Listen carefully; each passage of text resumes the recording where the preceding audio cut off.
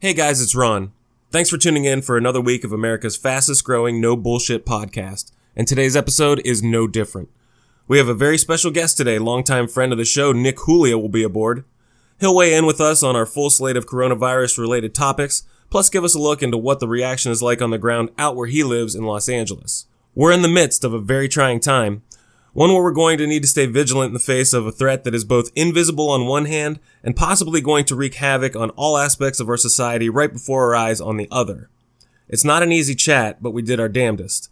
As always, we cracked a few jokes, shared some really important facts, and got down to a common sense reaction to this week's only story. We're still awaiting sponsorship, so this episode is basically just brought to you by our local internet service providers. If anyone's seen Michael Bloomberg, tell him I've got his newest best investment right here. If you like this show and want more people to find out about it, don't forget to rate and review us in the iTunes store. And on a more immediate and personal level, share the show with your friends through the social media platform of your choosing. And now, without further ado, on to the show.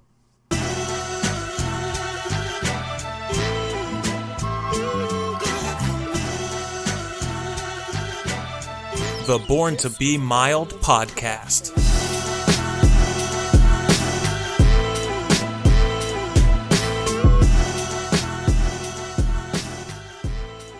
Hey, hello, and welcome to the never-ending CoronaCast. Today is March 15th, 2020.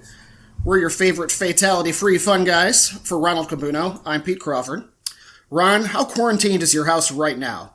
Do you have the infant daughter in a hazmat suit yet? No. It's kind of like one of those giant tents for when you fumigate. It's very colorful. The neighborhood, the entire neighborhood knows You're basically what we're up to. gassing her out like you would a mosquito infestation. Or No, fleas. not her, us. It's a family affair. So, in that note, I wanted to bring in a special guest today. He is our West Coast Bureau Chief Correspondent, Mr. Nick Julia. Nick Julia, how are you doing today? Doing pretty well. Doing pretty thanks well. for having me on. Not a problem. Yeah, what's happening? I'm just kind of just dealing with what's been kind of the situation over here in LA. It's a little bit more panicking than I would expect, but LA, where everyone overreacts to anything. Yeah, and I'm in Echo Park, so you've got like people that already seem to be overreacting, like just in their daily lives. So this really hit them hard.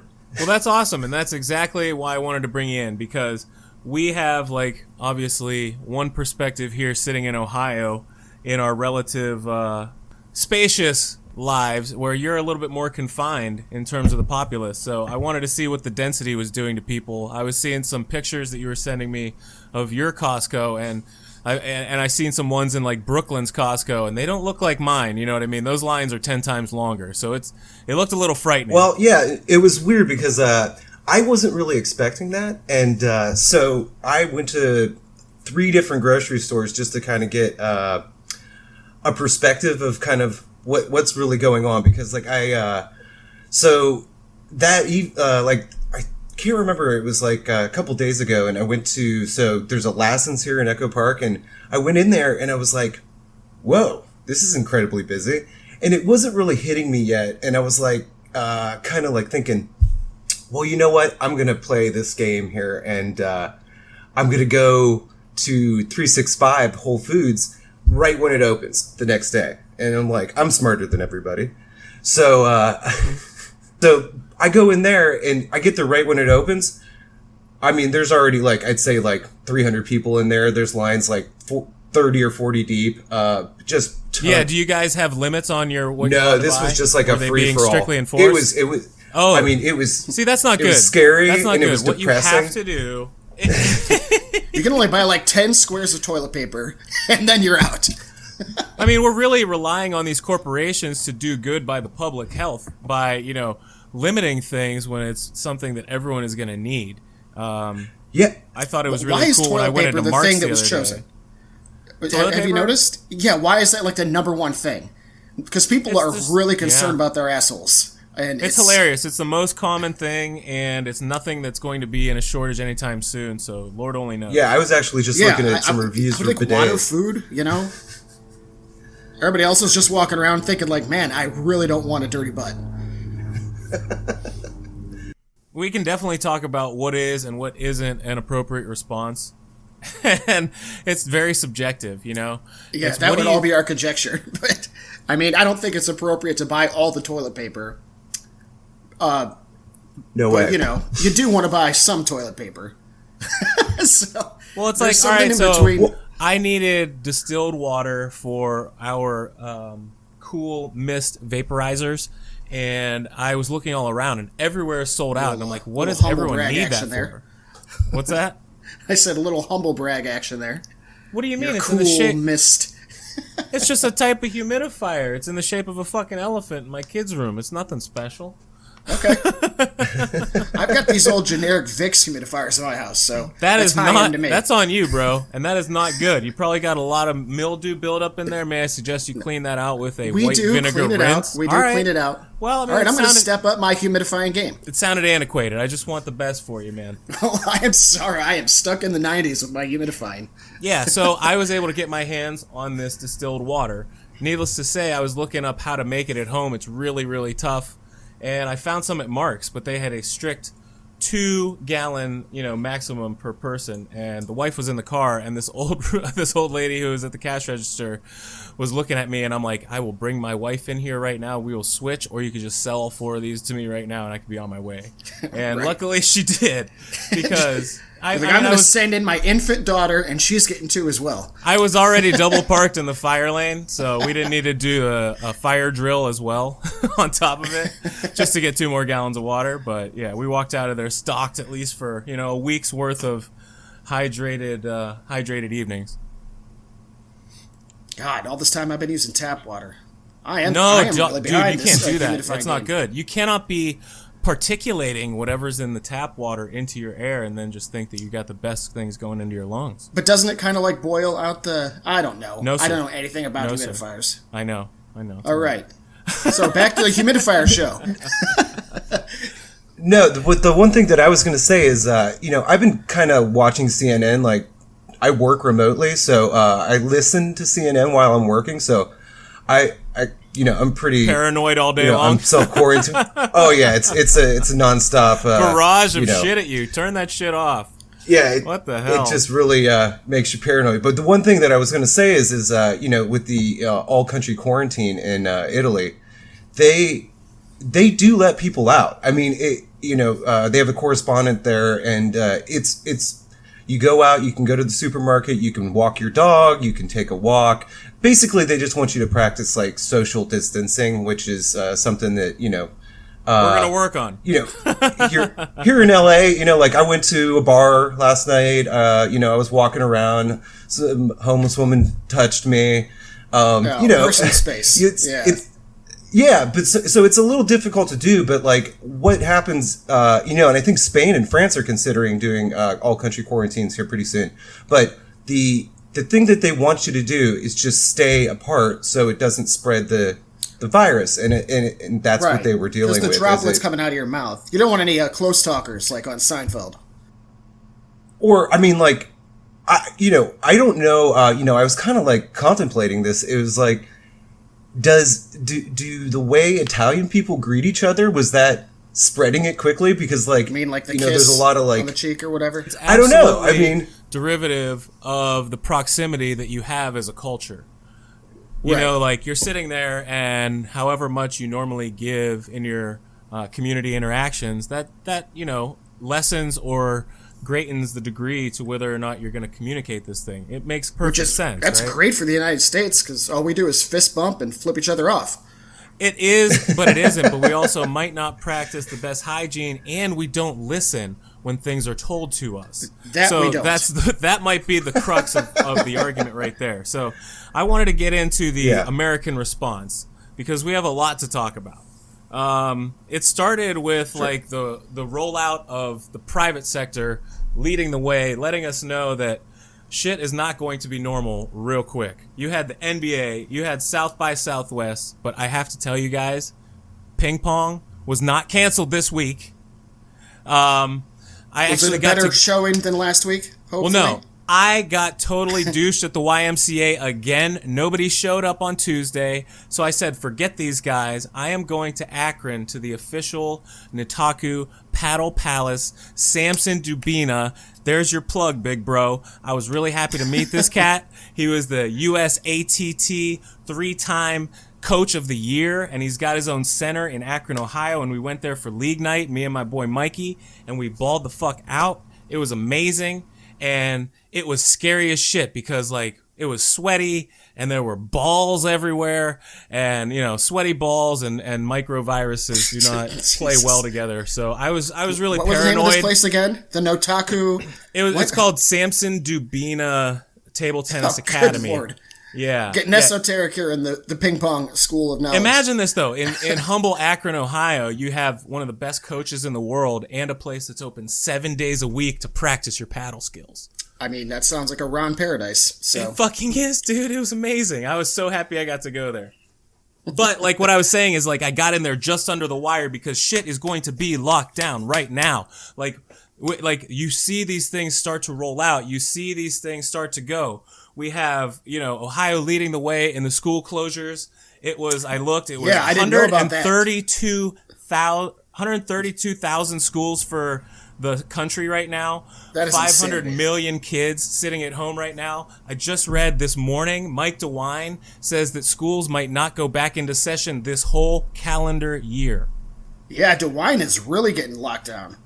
And he says it's just heating up right now, too. Exactly. Well, it is. Of course it is, because it had such a late start here. We're just starting to find out what's going to happen here, and what types of preventative measures we put in place right now is going to affect how badly it hits us. Correct. I mean, right? I mean, like, so I think he's being very prudent. We had worries over services that might, you know, impact the students, like free lunches, because so many people, you know, rely on them. Well, I saw a lot of cool things this week that were reassuring people that no, this stuff is going to stay open. There's going to be pickup times at the schools for all your lunches. And then there's this one high school around here that was even saying anybody who is 18 years or over was able to get a lunch or a dinner for $2. And I was like, all right, this is nice. good. And I love school lunch food. I actually legitimately loved it growing up. I was a big school lunch guy. I don't know if they have the drink cart. I don't know how many extra fruit punches you can get, but I assure you can go out of there with a really pasty scoop of mashed potatoes, and you know you're going to be full. Well, on Meet the Press, DeWine was talking about closing restaurants and bars like all over the state. Yes, exactly. So that I might have to go to school to get lunch. That might be an overreaction, like Nick is saying. Like there are ways that you can hopefully practice social distancing, like the Europeans were doing. However, I saw this week that Germany was leading the way in communications on a daily basis, and they're really not being able to handle this well because they were doing it at the local level and not from the top down. So their initiatives were all, you know, basically on a state level, and they weren't coordinated. So that might not be the way to go. Obviously, Italy's not the way to go. So if we want to talk about what they were doing at first, and you saw the distancing in the cafes and whatnot, whatever measures they had just didn't seem to be good. So, and you're looking at really bad stuff going on in Iran and other places in the world, and there's a whole host of case studies for us to look at, but we have to do it really quickly. Well, I think that the South Korean response was probably the best. I mean, 20,000 tests a day. They just yeah. I mean, it's insane, and it's like the more you have a scope and understanding on what's going on, the better you can plan around it. But like when you have no idea, I think DeWine said that they're saying that there's potentially 100,000 people with the virus walking around. Oh, absolutely. And it's like people are saying that we were carrying this virus around last fall and no one knew what it was yet. They're just like, this guy's got a cough. It's just old dude's got pneumonia. Serious? Say that was 100,000. That was like Ohio's director of health, I believe, and that was 4 days ago, right? So 100,000 then is 150,000 by now, guaranteed. Now, probably. And and you can look at the coronavirus website, and I would definitely just tell your neighbors, tell your friends, don't turn on the fucking news. Go to the governmental websites. They got your best things. Like I went to the CDC, and they have a checklist for anything. Yeah. For your preparedness, for a business, for your home, for this, for that, for your pet. It was like, all right, it was very calming to see all of those resources there. That's a lot better than trying to sort through the garbage that you can if you try to flip on the TV. Well, how much truth is there to the fact that they're charging like exorbitant amounts of money just to get tested here? Oh, that's Is that real? I mean, I don't know. I heard Trump say that everybody was going to get a free test. Oh, well, That's what I heard. Never mind then. Well, you saw them trying to hammer down old Mike when he was leaving a press conference the other day. Like, is everyone's test going to be covered? And then he was just, squinting and weaseling his way out. It was very par for the course. Sweaty forehead, just kind of inching his way off the curtain. But you did have bipartisan agreement on the emergency aid package, which was good. And it was like Trump playing nice with Nancy in a time where we really needed him to. And he had fucked up so many times along the way to this point. He did not need to butt in and make his little quabbles with whatever they put forth, and it was a good thing. So they have free testing that is in the package, and they have 2 weeks of sick leave for anyone, as well as people who are caring for people. I wasn't aware of that either. Yeah, okay. And a bump in Medicaid funding and all this stuff. So it's like really, really big. I think he said it's a huge number or whatever, because it is. It's like 50 trillion or whatever. Yeah, and I think that declaring a national emergency, I think he should have done it like, I don't know. 3 weeks ago. When we first found out about it. Like that. Yeah, and so like that gives, I think it's like 500 laws go into act that gives all kinds of special privileges to the executive branch, legislative branch, medical response. What I was thinking is that I can't wait for Trump to start going, so I'm going to try and make Mar-a-Lago is going to become a hospital, like all his hotels are going to be hospitals, and he's going to be like, I'm going to make so much money. Oh my God, he's hilarious. An opportunist bastard, that's for sure, right? Yeah, it's like, of course he's going to do that. Last week, and he's going to try and make it look great. Just give people who have the COVID-19 the flu shot. That should work, right? No, that's not how it works, Mr. President. No, he was so petty along the way. It was really sad to see. Oh, arms crossed, just stubborn as all hell. And during that speech, it sounded like he had something, because he was stuttering and he had these nervous tics that I had not seen before. They were really alarming to me. I don't know if anybody else saw that. Well, he got tested yesterday, didn't he? I think he actually got tested. Yeah, he did. Yeah. It was... I think if it came back positive, that would be the headline today. It's crazy. I just thought, like, if it gets passed like it gets passed, and he's been around so many people that and really still shaking hands at rallies and stuff. Well, hey, like I said, man, fist bumps and middle fingers. That's what we should all be doing. Yeah, absolutely. We're not wishing it on anybody, but he's I'm just shocked that he does it. He's not playing it safe, and he wasn't being prudent, and he wasn't leading the way in a really respectful way where people were able to take his lead. Wow, that could have just been applicable to about anything of the last 3 years. Yeah, absolutely. But he's saying things like, if somebody sticks out their hand, you have an urge to shake it. It's like you can't combat that urge, and it's just like, wait a second, like, yeah, you can. Yeah, you don't have to shake hands. You don't want to do that. Yeah, he's just like addicted to shaking hands. I had a boss who was a germaphobe, and anytime, just out of sheer habit, I would stick my hand out to shake his hand when I was leaving or something, and he would always elbow bump my hand. Now, this dude was, obviously a hypochondriac. He was in his late 80s, but it was hysterical, like how just defiant this guy was about shaking hands at all. Yeah, you'll have that, but now you have people who feel like their entire life cause has been very vindicated lately. Yeah. Like, I told you so. Don't touch me. These are my hands. You're right. You're right. I won't touch you for now. But I'm gonna lay hands on you next month. No, it's like, but yeah. So I wanted to let you guys know of a cool initiative that I wanted to try. I wanted to try a share your stockpile hashtag of some sort. Would that work? Where we could like take pictures of our influenza stockpiles of goods and like see who's got really cool ones, see who's got the most Jif peanut butter and shit like that. No, Scott sent me a picture of his Scotty Bowles. Yeah, Scotty Bowles. And I was like asking him, what did you get? What is it like over there? And it seemed to be pretty much just like the same everywhere else. But it looked like he had some paper towels and stuff, but he didn't seem too. Grace came back with like 25 cans of black beans. He's got enough money to buy like really inflated stuff on the black market. So he's all right, and he's a single guy, and he's in a place where, maybe resources could become scarce over time. So I might be careful if I was him.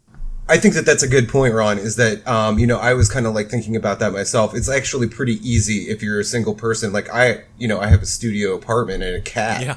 So it's like, I don't need much, and I don't really eat that much either. Just don't shake hands with the cat and you're okay. And you can hit the road with a giant canister of wet ones and like $1,000 or whatever, and just ride this thing out for a week or something. But I was really thinking. No, but I was really thinking.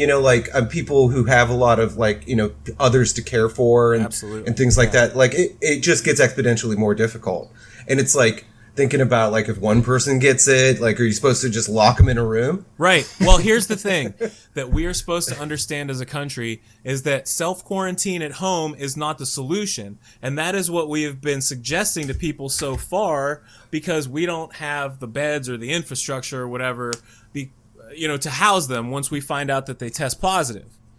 Apparently, what you're supposed to do is get everyone together who has mild symptoms and everyone together who has severe symptoms and keep them in separate pods, but keep them all together. Don't let them go home. You can't expect them to not infect the people that they love. And that is an ambitious undertaking. It is, but that's the best way to do it. That's what they've been able to be successful in South Korea in doing and in China in doing. You have to quarantine the people, because then you're going to have way fewer deaths when the people who have mild symptoms slip into severe symptoms because they're already under your care. Well, and I think that the one thing that's going to be really difficult is that once you do, start to feel ill, and it's relative to kind of what you've been hearing about the respiratory kind of symptoms that you get with this, where do you go? At this point, there's so much confusion coming out of the administration. It's just at this point, the first thought I would be I need to get tested because I have these symptoms, so I go to the hospital. Right.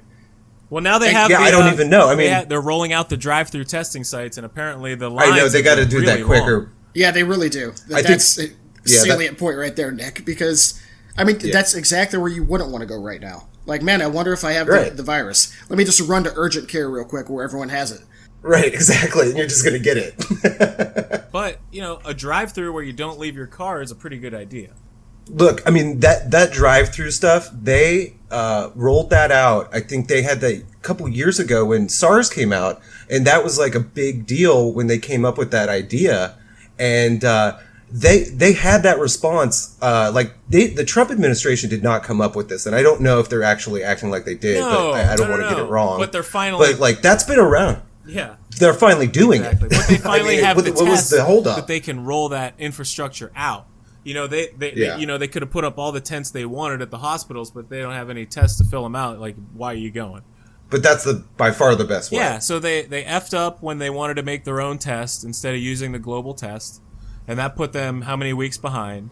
And then the first batch of tests failed, and then that put them another week or so behind. And then they took a while to relax the regulations on who can bring the test forward, but now apparently they have upwards of 400,000, I believe, ready to go, and they said that they're going to be able to manufacture 1 million test kits a month, I think they said. So if there's however many per kit, that's however many that is, or even if it's just 1 million kits a month, and that's what that number is. That's what I've heard, but it's better than nothing. Yeah, absolutely. I think that the more we get a sense of how many people have it and how fast it's growing, because look, I know that it's been talked about and stuff, but that curve and the amount of people, we're going to see that thing just shoot straight up, because I don't know if you guys have been looking at the Johns Hopkins coronavirus dashboard that they came up with. It's pretty incredible. Yeah, it's kind of, they updated, I think, pretty regularly, and it's the whole world. And I was like kind of looking at it yesterday, like every now and then, like every hour I'd reload it. And I swear, I'm not lying. It was going up like 2,000 to 4,000 every hour. Well, it looks like the current update right now on CNN is there are 3,130 cases in the U.S. and 62 deaths. Sure. And I am looking at the Ohio website every day, and I just take a screenshot of it. 2 days ago, 13. Yesterday, 26. So we'll wait to see what it is this afternoon, but there you go. That's 100% overnight. Right. And I know Hopkins is kind of reputed to be, the best of the best, but the Cleveland Clinic has done a great job as well with the way that they've reacted. So props to them for sure. Gotta love the clinic. Yeah. But so this is where it comes time to ask people to be personally responsible. Like, how do you feel okay publicly shaming someone when they're not following protocol? Because it's like I'm okay with it. I lay on the horn when somebody F's up in traffic, and if somebody just coughs right into the air, I'm gonna give them a hey, what the fuck, probably, like real quick nowadays. Yeah. Yeah, there's a lot of things you can do that are just, simple things. And it just like, it's kind of like a philosophical kind of look at like what, humans are. But like, I mean, we have to be told to do this stuff. Otherwise, like, I guess we just don't do it normally. I don't know. Yeah. That we're just like a very because you're going to give a pass to disgusting like a 2-year-old kid who's coughing without covering his mouth, But at a certain point, you're looking at the parents, you're looking at everybody, you're like, dude, everybody just stop coughing everywhere all the time. Well, we're sitting here with a virus that can get us, and we don't think microscopically on a day-to-day basis. So, like, no, we don't. We hope that we can go into nature and interact with it on a free basis and come home unscathed, because that's what we do 99% of the time. And so when we have to change our mode of thinking and how we address the outside world, that is a big, monumental shift in our perspectives. Yeah. Yeah, I mean, Ron, and understanding this thing on like a molecular level is pretty interesting, because I know I was mentioning to you that folding at home project. Oh my god, dude! Tell me about Pete. You got to hear about this shit. This is wild. Go ahead. So in 2000, this Stanford came up with this project where they were able to like you use supercomputers to basically model proteins and protein folding. So the computing power of this was like so gigantic. It just needed tons of power that they were like kind of running out of resources. So what they came up with was a way to... I'm picturing one of those like 1960s computers in the movies where there's like all the bulbs flashing. It takes up the whole room. Yeah, essentially. Yeah, there's steam coming out of the top of it. So they're like, we need some help. Exactly. Yeah. I mean, I don't even know how they figured this stuff out, like, before they had this. But, so what it does is it, like, when you're not using your computer, you can, like, you remember screensavers? Basically, it sounded like you're crowdsourcing a botnet, of usage. Yeah. Like, you're saying, hey, you can use my computer while I'm not on it to do your work. Yes, essentially that's what it does. So basically you can download a program, and when you're not using your computer, these protein folding simulations can use your computer. And they did a lot of work with cancer, I think, initially. And then they've done stuff with Ebola, SARS, and just recently NVIDIA was calling people on Twitter to gamers, actually. There's a thread in Reddit called PC Master Race. Okay. And okay. Yeah, so all right. It's an interesting name, Heady right? stuff, yeah. And so these are all gamers where they're like show my your chops tower setup. Yeah, like crazy computers for gaming, and but they're calling on these gamers to so there's a COVID-19 project.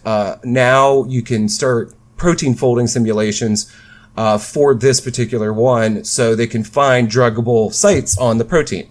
So so if you go to folding at home or just Google that, you don't have to have like a mega gamer rig to do this. You can do it on any computer. You just have to have a spare square. You have to have a couple gigs, a couple megs. Basically, Nice. anytime you're not using your computer, you can, it's a way to help out, I guess. Yeah, which is really cool. Yeah. Because I think what we're looking for in general are places and ways that we can help each other out. And if it's something that is going to be very low impact to your daily life, then figure it out and everyone will be on board right away, you know? Yeah. And you don't have to be a biologist or, know anything really about this. You just run the program. You just have to get the word out. People just need to know about it, and they will sign up for it immediately as long as they feel safe, you know? And it's, hey, if it has a little check mark or whatever on my Avast security, then I'm cool. I roll with it. Yeah, that's fascinating, actually. No, we should have had Grace on today's show. She is a microbiologist. She probably knows something about some of this stuff. Son of a bitch. Where is she? What's going on? We're going to have a crowded room if we keep bringing all these people in here. I said, do we know a virologist? I put it right on today's outline. Okay, well, now we know a microbiologist, and she happens to live in the room that I live in. Son of a gun. Well, she will be coming in handy. Keep her real close on Sundays here, Pete, when we record. Yeah, for sure. With all the lack of sports we've had going on, I was just sitting here on the couch one day, and I noticed this woman next to me, who apparently is my fiance. And so she's super nice, and she's a microbiologist, and I've really gotten to learn a lot about her without basketball and football in my life. Isn't that wild? It's something. You're having a little staycation. You got to really be able to buddy up with whoever you're holed up with. Right. I'm sitting here. I'm like, oh, my God, there's a person? Do we know each other? She's like, yeah, we're engaged, bro. Like, oh. Yeah. And heaven forbid the power goes out. Then you guys are going to get familiar. Oh, God. Y'all's going to get to know. But, until that point, I think you guys are going to be just fine. You guys are going to, play it safe. Everybody play it safe. Wash your hands. Practice good hygiene. I think it's a really great thing. But also, This is just a point in time where we're going to have to lay low. We're just going to have to maybe hole up for a little while and let this thing blow over like a storm outside, because it's something that you have to trust that you are doing your part in containing the spread of, and it's by doing some really boring ass shit. No, and I think if you feel like you're doing too much or you feel like you're over preparing, you're probably doing enough then. So, I think just making sure you do the minimal, wash your hands. Well, I was listening to the guy on the New York Times, the one scientist they've been having on, giving you all the updates on this stuff. And he said, well, God forbid if we over prepare and fewer people die. Way better than sitting here saying, man, I wish we could have done more. And everybody is sitting here sick and in the hospital, and the places are overwhelmed. A Trump narrative where it's just the flu. No, and you can look at Italy having to make choices on people's lives and who they're going to save going on right now as an example of why you have to get on this shit right now. Turns out we have to talk about politics in one fashion or another. I don't know how we're even going to have an election this year with everybody canceling their primaries, but we still have to kind of talk about it, right? Well, Trump said his rallies were virus-free, so... That's right. Well, have him just get spit on by everybody who walks in the door. Oh, my God. If he's so fucking sure. People were already doing that, weren't they? No. I feel like that would happen at a Trump rally. That's only if you were in the press pen. Gotcha. Then you're getting spit on. Oh, man. He is so irresponsible. It's unfathomable. What a child. Well, you made the comment about Biden knowing enough that he's incompetent and handing it over to the experts to lead, instead of handing it over to, Mike Pence, who almost eliminated half of Indiana with the HIV virus. So, you're sitting here and you have a really stark contrast that is evident to everybody, but I don't know if it's going to last. So we have a really long time until the election, and it definitely seems like the last 6 months have been a lifetime with the primaries alone. Now we have everything else going on top of it on a daily basis. If he might be able to weave himself in and out of public trust, in the intervening months. But right now, he looks so stupid. All you have to do is say, we're not going to do what this guy does. We're simply going to do what scientists say to do, because we're not faith healers and we're not old grandpas who blow things off because we can't see them. Man, I have relatives that will argue that point to the bone with you. What do you mean? Well, we're not going to listen to him.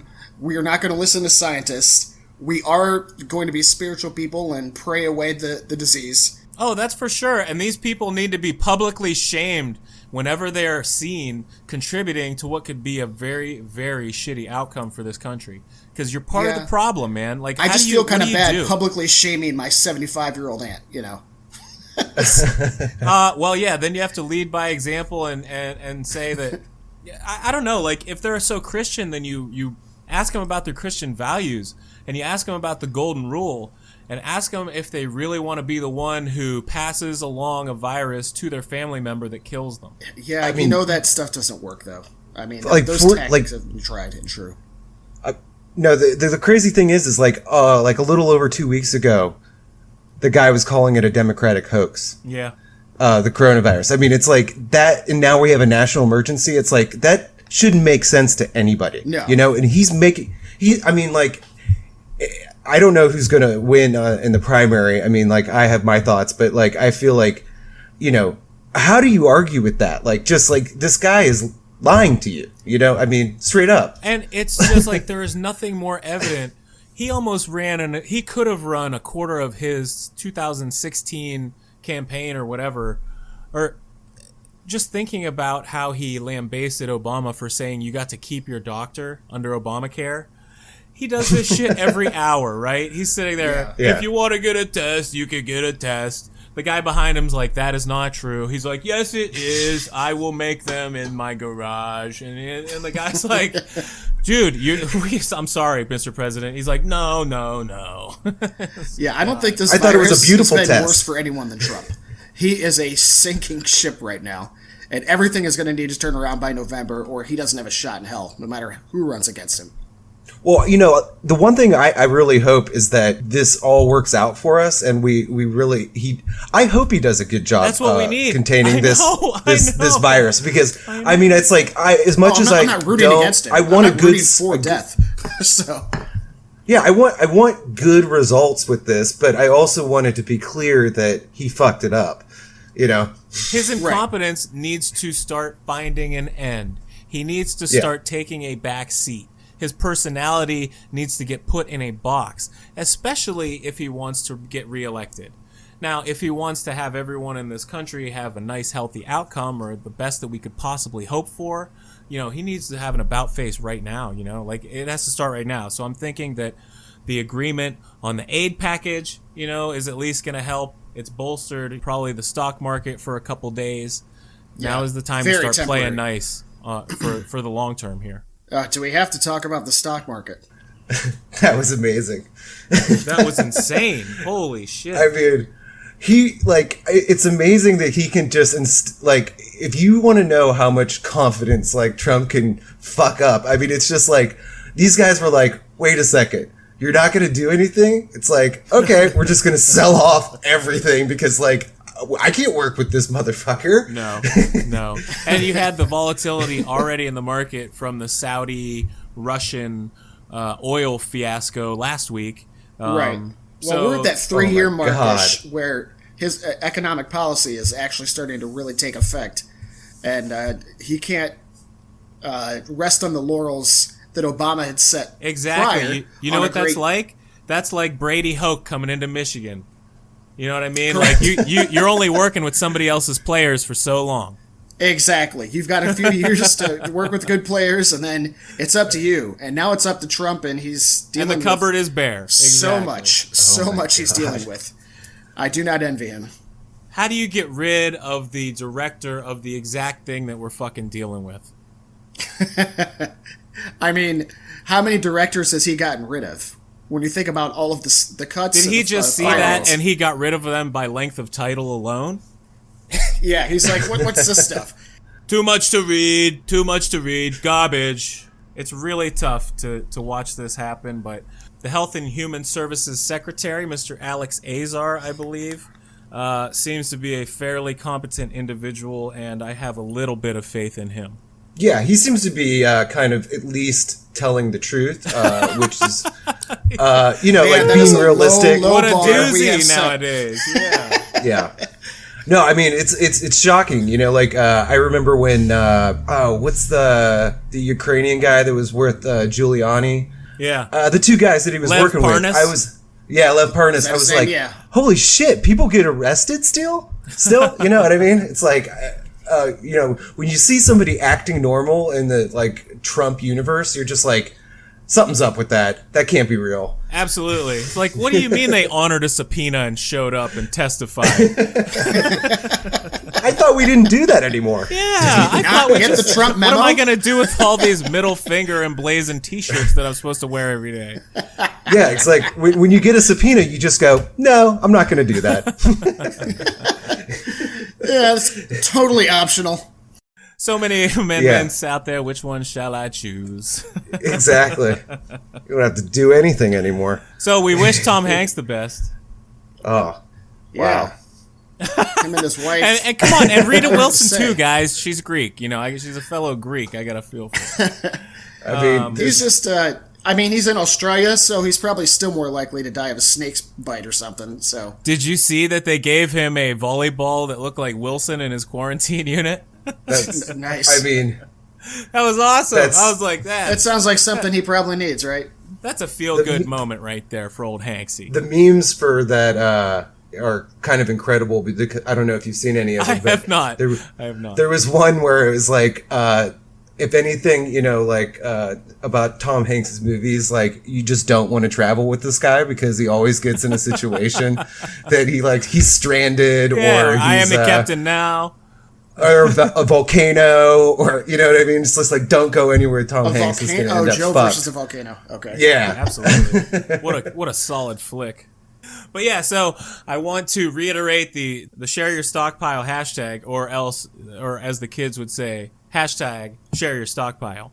And I expect all three contributing members here to be sharing their stockpile on the Facebook page for the site here Yeah, for the show. like I was saying, Grace just bought like all the black beans. Yes, Our absolutely. cupboard is just stockpiled with black beans. Are they And I like dried or black beans. canned? Oh, they're canned. Okay, well, I mean, you can go either route. I have a little bit of both. I would have bought some. I have a little bit of the canned stuff, but like I was looking to buy some dry ones, but like I was too late. I'm gonna see what it looks like on Monday. That's wild. Maybe they'll restock the shelves, but yeah. I mean, I imagine they're gonna restock the shelves, right? Of course they are. There's no the Yeah. food is still coming. Like, Yeah, the Yeah, food's still I mean, good. it's not like we have a shortage of this. no, stuff. no, we're good. Yeah, But That's so why like, I'm just- black beans probably to last us the next 30 to 40 generations. So I'd say we're gonna be so, okay yeah. there. or at least until flu season is over and we can, I'm not going to make any poor jokes here. no. Trying to keep it in good taste because there's nothing funny about death, but it's like you gotta laugh. It's like this shit is crazy and people are gonna be at home and they don't know what the fuck to do with themselves or others. So you gotta Yeah. give some levity to some people. And we are cracking jokes because you kind of have to. But my mother is elderly. She works at a hospital. And my mother is very that's kinda immunocompromised, and Thanks my for her stepfather service. is like Yeah. on her ass and quarantining her so well that I am so thankful to have him taking care of her. I feel so good about how she's doing, and it's like I got other people in my life who still got to go out and fucking grind, and I'm worried about them. Right. Because Right. I don't know what's gonna happen with them and when they're gonna say it's time to quit and go home and take care of myself to make sure I'm okay. Yeah, that's the thing. Most of us are worrying about other people and not ourselves. I mean, and you kind of have to. For Christ's sake, my mom is a respiratory therapist, literally. Yes. So But it's Jesus but it's Christ. also about communication. So it's about spreading the knowledge, it's about spreading the information, but not spreading the disease. Because Right. even the Right. healthy people are going to be the ones who make or break the response to this. Exactly. It's about spreading, and it's about Containment, flattening the curve. responsibility. yeah, Yeah. and it only takes a couple of dullards out there to fuck up, and then all of a sudden And go there's touch 45, everyone's 50 other- microphone at the press conference. Oh my God, that's so Oh funny. yes. Jesus so Christ. horrible. Like, that is such instant karma and not soon enough. But it's like, So man, if funny. you got any one other person sick, you should get kicked in the junk. I saw Steph Curry was getting interviewed, and it was on Twitter. It was like he was about to cough, and like he held it back, and like the thing on Twitter was he even pump fakes his coughs. Pump faces coughs. And then he leans into you and Yeah. tries to draw the virus. Yeah. He comes back and he coughs the virus over the microphone and into the crowd. Yeah, you should see how he warms up. It's disgusting. Honestly, at these press conferences, I'd be bringing my own mic. BYON. To like every one of them. It'd just be my mic. That's right. Yeah. Let's make sure we label them. But yeah, it's going to really suck without sports, guys. What the fuck? I mean, it was kind of weird because at the LA sports radio I listen to, like, they've been doing, like, weird, like, games and, like, just talking about the news. And, I mean, they have nothing to talk about. I mean, like, Keyshawn and LZ in the morning, it's like... What'd you have for breakfast, Keyshawn? Basically, or like they're doing, like, a book review. I mean, it's bad. Well, that's going to really test everybody's mettle in the broadcast game, that's for sure. You got a lot of you got time to Yes. The amount of 24-hour news outlets out there. ESPN will be fine because they're owned by Mickey Mouse. But there's other national news networks out there. Literally, they're just going to have to twiddle their thumbs and call that a sport. Yeah. Because there's nothing else going on. I was going to say, you just got to go do some shit alone, which is cool. I like to do some shit alone for the most part outdoors when I try to get my exercise Absolutely. on. Yeah. Everybody's going to have solitaire. nice solitary things to do. That's right. And nobody likes watching anything more than a guy outside doing solitary things by himself. Well, yeah, you can roll up in the park and watch me stretch from the comfort of your car. That is the height of all entertainment. No, I think Ron's going to do something. Oh, no, he's still just sitting there. What if we all had sprinter vans we could stand up in and do calisthenics together, but like next to each other? Yeah. I mean, that's... In our own little bubbles? Yeah, I was going to say, we need looking like the full body condoms from Naked Gun. Well, that's just it. So, the whole mask thing, like, everyone's saying, don't hoard masks, don't use masks. Masks are for sick people to not transmit. Well, hey, guess what? If you have so many people that have it and don't know it, why isn't it prudent to tell people to wear the fucking masks? That's actually a good point. Yeah, I mean, like, if we have a bunch of undiagnosed cases. Doesn't that seem prudent? Like, we're talking about something that is undetected and people are transmitting it.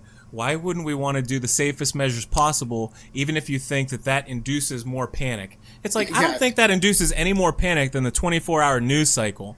The news network is what's inciting panic. And like I said, there's no downside to wearing the mask. I mean, you don't look as cool. that just shows someone else that you're being responsible. Right. I look at that person, I don't say that's a sick person, I say that's a cautious person. Right. And there is boosting the mask economy, so that's good for the market. Well, there's no masks left to be bought, so don't worry about that. I'm just saying if you have them, you should use them. Well, I was thinking about maybe just doing some kind of cool scarf thing. Yeah, but is it an N95 particulate scarf? Yeah, I'm not sure about the efficacy of the scarf thing. Yeah. I don't know. I mean... I don't think it's going to catch a seal good either. Okay. Well, I mean, I'll let you know my progress on it, and we'll see how it goes. You're a pretty good fashion stylist and whatnot. I've seen you throw some stuff together. You've made clothes with magnets in them before, so I think you could probably fashion us a really cool mask. I feel like, maybe just getting something that is tightly fitted around your face or something. Ron threw I don't himself know. in there. He wants a mask now, too. You could probably fashion us a couple masks. Yeah, I'll see what I can do. And if I come up with something interesting, I'll let you guys know. Thank you. I don't mean for mass production, just for us dudes. No, it's totally... I might take it to Etsy, but, like, nothing crazy. Absolutely. That's a way to go. So I don't know what's coming ahead for the week, guys, and neither do you. But I know that it's going to be quiet. I'm getting the feeling it's going to be coronavirus related. It's going to be quiet and coronavirus. So what you have to do is just stay calm, right? I mean, you have to practice resiliency or something. You got to stay mild. What do you guys plan on doing? Are you guys going to stay home from work at all? Well, I mean, I'm working remote, so I don't go anywhere. I work from home. Yeah. And are you guys going to be limiting your trips outside the house? Yeah, we've got trips that were scheduled to come up, and we're really questioning if we should go or not. The one is just down to Athens. Maybe not so bad, but the people we're seeing both work in bars, so who knows? And then we've got one coming up to Nashville, and they've got kids and all kinds of stuff going on. We're thinking maybe not that one, so... You might want to scratch that one. Yeah, that one seems like a no-go right now. Uh-huh. I thought you said Yeah, I was I going don't to think make good scratch. I was like, well, I don't charge people for having my presence at their house. For a visit, per visit, sure. I should start doing that. Yeah. I saw somebody with T-shirts that say "Wash their hands" in New York on the Instagram. You know, it's interesting. It's so crazy. You know, when Obama was president and Wash your hands. Did somebody walk by him? They see this shirt. They're like, oh shit, this guy's right. well, no, Right it was into, like, the public restroom? It was the Ebola, and they had Alex Jones was selling T-shirts that said it was the Obola, and it was Ebola. It's just so weird that like now Alex Jones is like promoting this silver. Yeah. That well, I've heard I mean, about this that. guy needs to be in fucking jail. I mean, Yeah. it's just so fucking crazy. I mean, It's Because not it just will him. protect you There's- against everything. There's a whole right-wing Yeah. movement. Everyone should have silver in their house, and it kills like the virus in 12 hours or something. Like, Yeah, are you and- out of your And the mind? werewolves. Yeah, It's that's just what I fucking said. crazy. And werewolves. Did we talk about this last week, Ron? I feel like we did. Yeah, no. I mean, you know, Tiny so werewolf viruses inside of you getting killed by silver. we did. I think we did mention that. Yeah. Yeah. Jesus. So he's extremely irresponsible, and you know, Pete, you were saying, you know, you got to get on Facebook and look at this shit, and I'm like, dude, I am only on Facebook because I set up a page for this show, and I want to make sure that we're, you know, sharing through that. Which has been going great, by the way. I want to thank everybody. Let me take the time and thank everybody who has come in and is a new listener to the show, because we really appreciate it. And we've gotten Yeah, a real big bump absolutely. in recent weeks, and everybody's been giving us a lot of great feedback. So thank you very much. It's one thing if you want to hear Petty Trump talk about, well, you know, we're going to have a website out. It's going to come out. It's going to be real good, way better Oh than my other God. websites, you know, Yeah. Obamacare, wink, Much wink. better than Obama. Yeah, it's like, you are a petty douchebag. Get out of here with this shit. To be fair, the Obamacare site did suck ass when it came out. Yeah, but he so. can't keep his Yeah. fucking mouth shut for 2 seconds. Why are you giving him that point? It's like he can't stop making comparisons. Also, Google wasn't even going to make a site. Like, that ended up being complete bullshit. It was like one site for California, and it wasn't Google. It was Alphabet's, like one of the companies that they do biochemistry or something like that Google's parent company, Alphabet, owns. Google's like, no, we're not, dude. I mean, we have this one little crowdsourcing thing that starts in one area, and this is how Google builds everything, you know? It's like we're using everyone's devices, and we're going to figure out a way that we can exponentially grow it once we get the initial numbers back, and it's going to be a slow process. And he's like, no, Google's going to fix it tomorrow. Well, no, and I like that he had this bullshit No, we're figure, not. like it was 1,700 software engineers were working on it, and it's like, where the fuck did you get that number? And I don't understand why he says things that are so easily disproven. Like, I still get a kick out of it every time John Oliver brings up the fact that he said, John Oliver invited me on the show. And Oliver's like, no, we didn't. Like, it's completely not true. Because he just wanted to say that he denied the invitation. Yep. Right. That's exactly John right. Oliver asked him to come on the show, but he said no. I said, right. no way, man, no way. This guy is just all about, like, it's weird. It's like, it's either like, I want to, my inauguration crowd was bigger than ever, and then like the virus is lower than ever. It's like, he's like, I could just imagine him like in a golf game. It's like, oh yeah, I make every hole's a Bill hole in O'Reilly one. wrote an entire book on Trump and called him out for being the biggest serial cheat in the history of the game. Oh, yeah, well that makes sense. Like, he uses his foot wedge more than any other club in his bag. He is a garbage human. Oh my god. I don't Yeah, even know what that exactly. means. Suddenly just turned into the Trump bashing show. No, what it means is that he kicks the ball out from under a tree. He doesn't count okay. all of his strokes. Oh, he I picks see. the ball I up gotcha. and he says, oh, that's a gimme. He's Well- a garbage human. And golf is a game of etiquette and honor, and he has no Yeah. business stepping It's a on gentleman's court. sport. And Trump awesome. is I can't even use Trump in the same sentence as gentleman. No. All right. it's supposed to be a gentleman's All right, game. but getting back to this Facebook, right? You have people on the right Yeah. that are just going nuts. They're saying, "Oh, this is some kind of democratic and Chinese plot to get Trump out of office." This is what people Yeah. are sharing. And then you have like even the smallest trickle down of the misinformation. Like, I'm talking to my dad and he's like, well, it's kind of just like the flu, you know, it's no worse than that. And I'm like, fuck, Dad, I have to sit you down for 5 minutes here, apparently. You know? Yeah. It sucks, and it's not good, and it's going to cost people lives. This isn't like the rest of his misinformations and mistruths that usually just cost people lives overseas, or maybe black and brown people their freedoms if they're right around here. It's, you know, every world event isn't some kind of a giant conspiracy about him and his massive ego. The largest country in the world didn't shut down to get Donald Trump out of office. Yeah, a couple months later, hoping that they could spread the like, seed all right, over there and get all their 1.4 billion of you guys, we're shutting the place down because we don't like Trump. Right. So I mean, this is lunacy. So and some of the misinformation, like most of the time you can just laugh it off and it's no big deal. But like this type of stuff, it's just serious. not like that. Yeah. Super big deal. All right, so that's what we're going to do. We're going to go out, we're going to go forth, and we're going to proselytize the good word of hygiene and staying calm. That's good. Thank you very much. I worked on that a couple times before the show, and I got them all. I fucked them all up, so I got that one right. It has a very different meaning if you slip up on the tongue there, but there you go. Don't go out and do that. Do not. That's oversharing. Yeah. Also, probably the worst way to try to keep the virus from spreading. No doubt.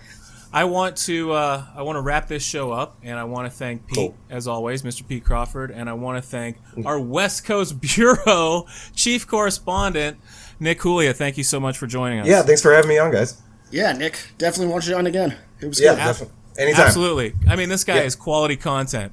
And so we want to thank everybody out there for joining us for another week. And we're going to see you guys here next week. Who knows, if not sooner, because we're going to be cramped up in our houses probably a little bit more than usual. And we're going to be ready to talk to you guys soon. Yep. Thanks, everyone, and be safe. Thanks again for tuning in. And thanks to Pete and Nick for an excellent show. Thanks to Ryan Little for our theme music as always. Today's show was mixed and produced by yours truly. Stay safe out there, share your wet ones with your neighbor, and we'll be back with you guys real soon.